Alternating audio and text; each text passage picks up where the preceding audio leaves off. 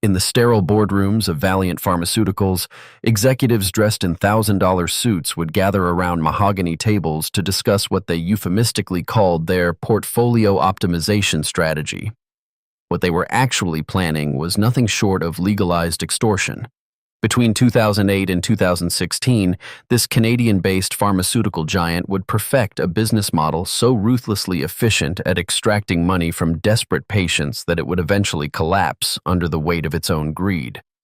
Led by CEO Michael Pearson, a former McKinsey consultant who ran the company like a private equity firm rather than a healthcare provider, Valeant would systematically acquire life-saving medications and jack up their prices by thousands of % overnight.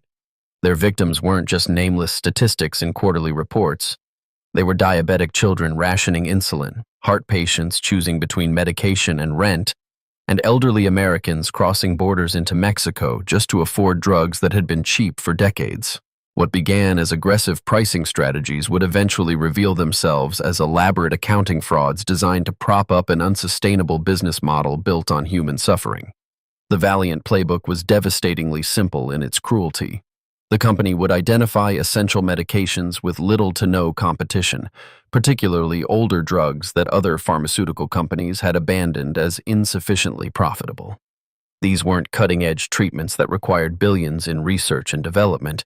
They were decades-old formulations whose patents had long expired, medications that patients had been taking safely and affordably for years. Once Valeant acquired these drugs, usually through the purchase of smaller pharmaceutical companies, the price increases would begin immediately. Nitroprusside, a critical blood pressure medication used in emergency rooms across America, saw its price increase by 310% after Valeant's acquisition.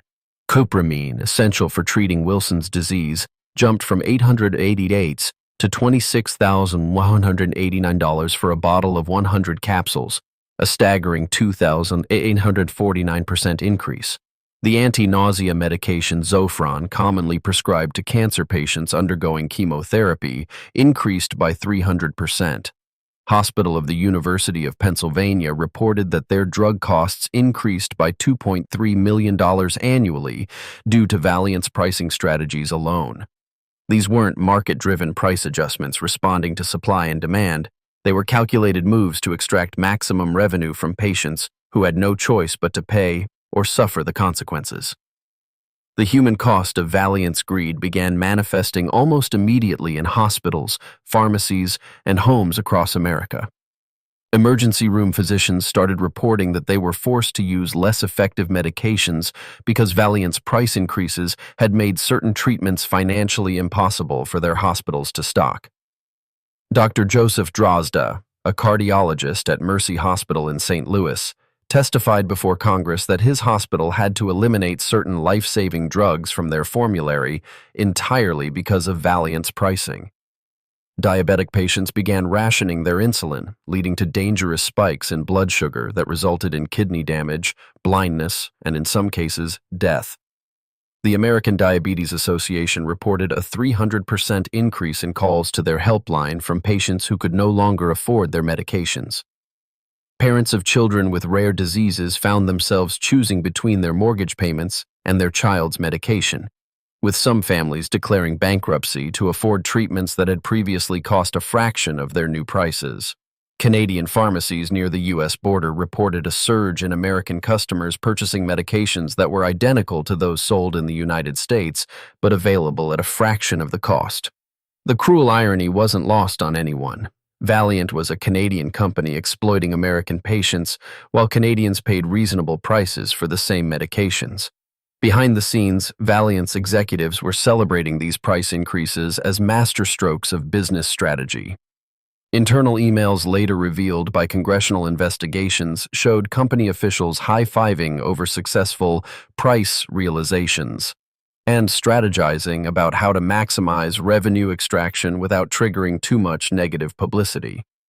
CEO Michael Pearson would tell investors that the company was not in the business of innovation, but rather focused on acquiring existing assets and optimizing their value, a euphemistic way of describing their systematic exploitation of captive patient populations.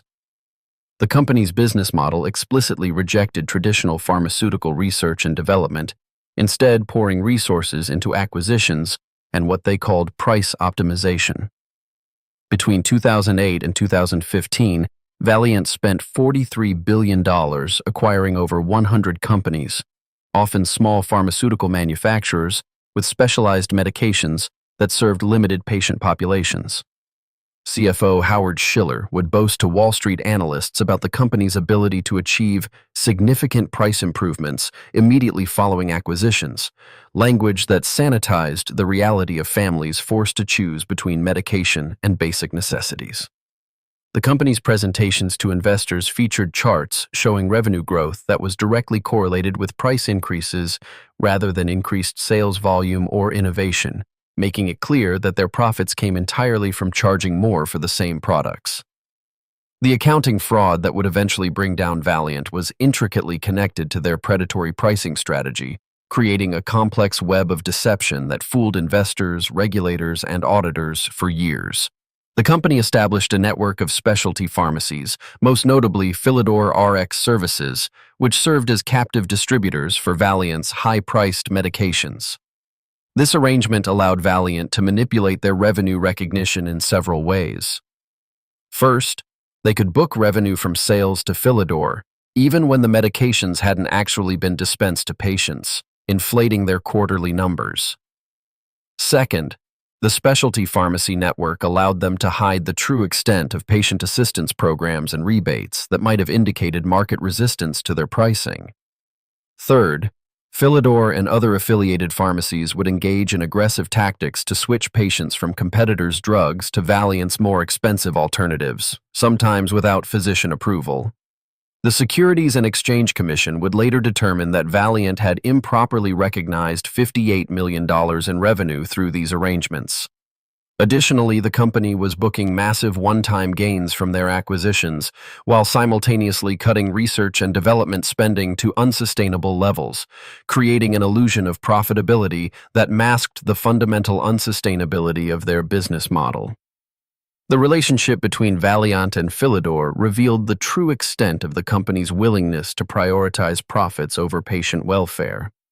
Philidor operated as what industry experts would later describe as a captive pharmacy, designed specifically to push Valeant's high-priced medications regardless of whether they were the best options for patients. The pharmacy would receive prescriptions for competitors' drugs and systematically switch them to Valeant alternatives, often without informing patients or their doctors. Former Philidor employees testified that they were under constant pressure to increase Valeant drug dispensing, with sales targets that incentivized quantity over quality patient care.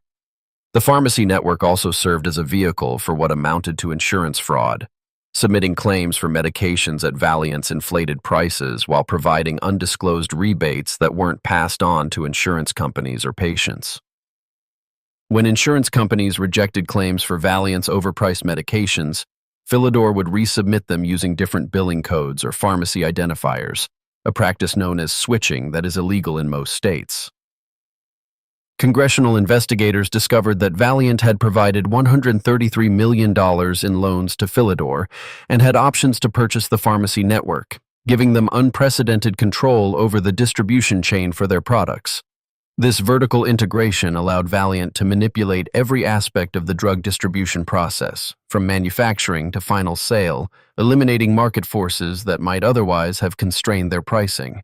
By 2015, the house of cards that Valeant had constructed was beginning to collapse under scrutiny from investors, regulators, and the media.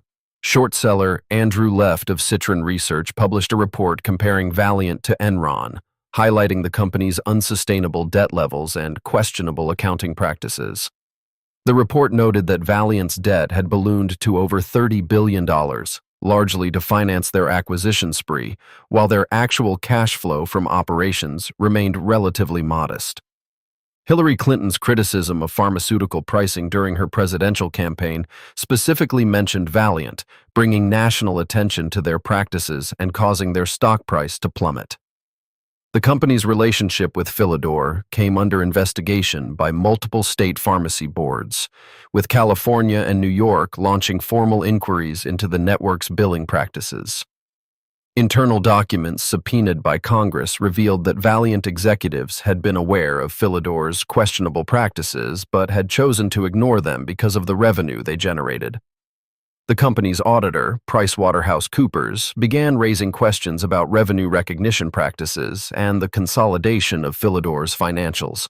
As media attention intensified, former employees began coming forward with allegations of systematic fraud, price manipulation, and a corporate culture that explicitly prioritized financial metrics over patient outcomes.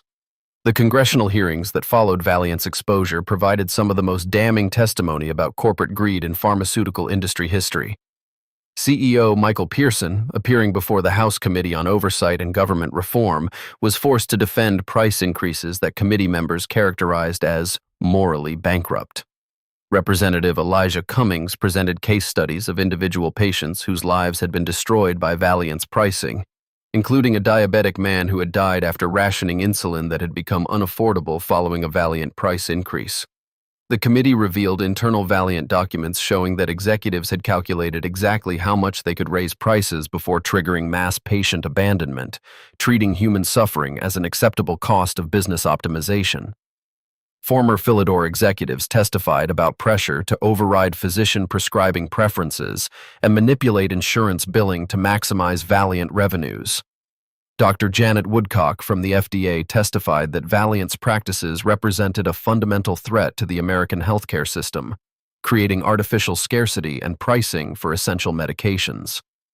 The hearings revealed that Valeant had spent less than 3% of their revenue on research and development, compared to an industry average of 15 to 20%, proving that their price increases bore no relationship to innovation or drug development costs. Perhaps most damaging was testimony from hospital administrators who described having to choose which patients would receive optimal treatment based on Valeant's pricing, effectively rationing healthcare based on the company's profit margins. The criminal and civil consequences that followed Valeant's exposure demonstrated that even the most sophisticated corporate frauds eventually faced justice. The Securities and Exchange Commission charged the company with securities fraud, resulting in $45 million in penalties and a commitment to comprehensive business practice reforms. The Department of Justice opened criminal investigations into the company's pricing practices and its relationship with specialty pharmacies, leading to guilty pleas from several former executives.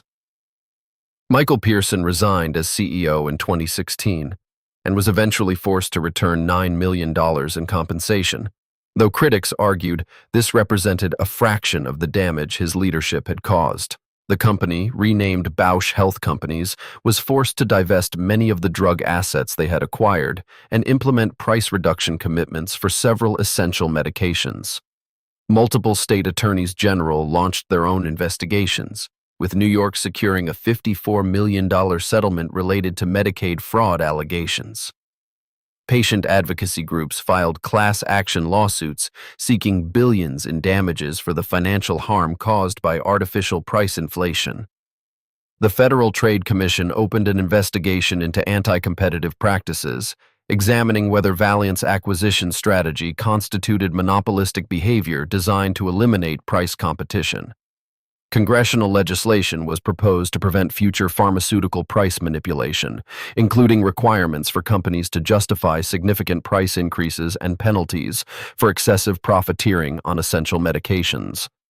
The Valeant scandal represents far more than a single company's descent into corporate criminality. It exposed fundamental flaws in how America regulates pharmaceutical pricing and prioritizes profit over human life. The company's rise and fall demonstrated how sophisticated financial engineering could disguise predatory business practices as legitimate market strategies, fooling investors, regulators, and auditors for nearly a decade. Their victims weren't abstract market participants, but real people whose health, financial security, and in some cases lives, were sacrificed for quarterly earnings targets and executive bonuses. The case revealed how vertical integration in pharmaceutical distribution could be weaponized to manipulate pricing and eliminate market competition, creating artificial monopolies for essential medications. Perhaps most troublingly, Valeant's practices highlighted how legal loopholes and regulatory gaps could be exploited to engage in what amounted to legalized extortion of the most vulnerable members of society. The company's executives demonstrated a level of callousness toward human suffering that shocked even seasoned congressional investigators, treating patient deaths and financial devastation as acceptable externalities of business optimization. While Valeant eventually faced significant penalties and was forced to reform its practices, the damage to patients and families was irreversible, and the broader pharmaceutical industry took note of both the profits that could be extracted through aggressive pricing and the eventual consequences of pushing such strategies too far. The scandal serves as a permanent reminder that in healthcare, the intersection of corporate greed and human vulnerability creates opportunities for exploitation that require constant vigilance and robust regulatory oversight to prevent future tragedies.